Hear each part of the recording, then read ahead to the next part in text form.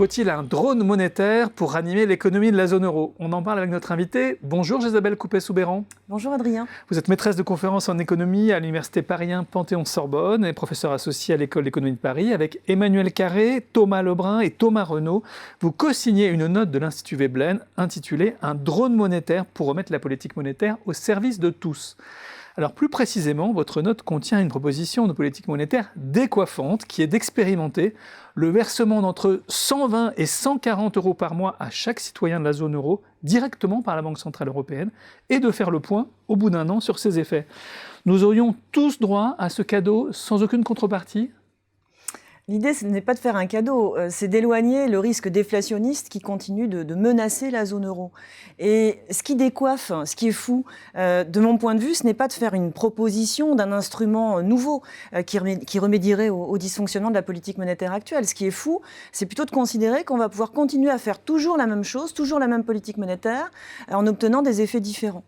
Donc dans le dispositif que nous proposons, la Banque centrale émettrait quelques 40 milliards de monnaie centrale chaque mois et les distribuerait à cette fréquence à hauteur de 140 euros à chaque citoyen de la zone euro de plus de 15 ans ou 120 euros si l'on incluait les enfants dans le dispositif. Et 40 milliards mensuels, c'est un ordre de grandeur tout à fait dans les cordes de la Banque Centrale Européenne, qui est inférieur à celui des achats d'actifs mensuels qu'elle a déjà pratiqués dans le cadre de son quantitative easing début 2015. Sauf qu'ici, eh bien, il s'agirait non pas d'acheter des actifs aux banques ou de leur faire des prêts très accommodants en attendant des effets macro lents et très faibles, mais de transférer directement cette monnaie aux ménages pour qu'ils la dépensent, que leurs achats engendrent de nouveaux revenus, qui eux-mêmes engendrent de nouvelles dépenses, etc., pour obtenir, in fine, des effets sur l'investissement, sur la croissance et sur l'inflation plus rapidement. Alors, oui, ce serait sans contrepartie pour les ménages, mais pas sans coût. Et ce coût, c'est à la Banque centrale qu'il incomberait. Quelles sont les raisons qui vous amènent à proposer une mesure aussi exceptionnelle ? Je crois qu'il faut cesser d'être dans le déni, parce qu'aujourd'hui, la Banque centrale européenne ne remplit pas son mandat.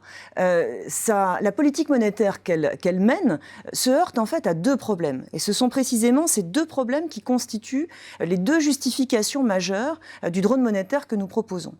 Premier problème, un problème de transmission. En fait, les effets de la politique monétaire sont faibles. Elle ne parvient pas à faire remonter l'inflation au niveau de sa cible de 2%. Et bien qu'elle ait entraîné les taux à un niveau très bas, elle n'a guère d'effet entraînant sur l'investissement et sur la croissance.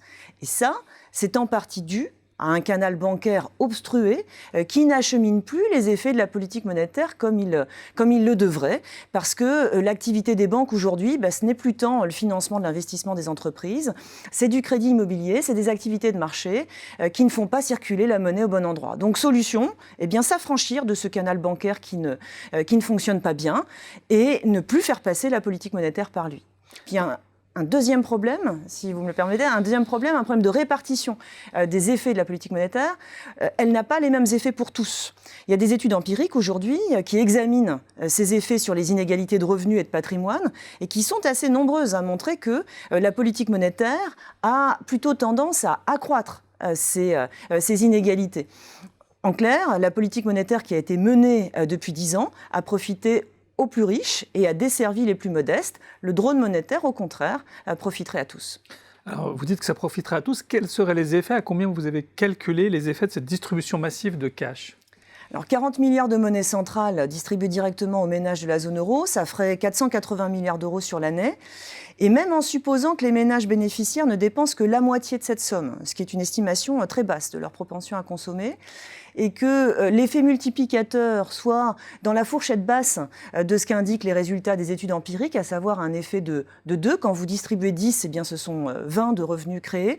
On se retrouverait, in fine, avec 480 milliards de nouveaux revenus circulants. Ça fait un petit peu plus de 4 points de PIB. Et vraisemblablement, avec une inflation aussi qui remonterait vers sa cible. Alors, au bout d'un an, qu'est-ce qui se passe? On arrête tout? Alors, d'abord, tout au long de l'année test, il faudrait que la Banque centrale communique son action aux citoyens. La communication, ça, la Banque centrale sait faire. Et communiquer aux citoyens, elle s'est engagée à le faire davantage. Elle préviendrait que sa distribution se ferait en fonction du niveau de l'inflation.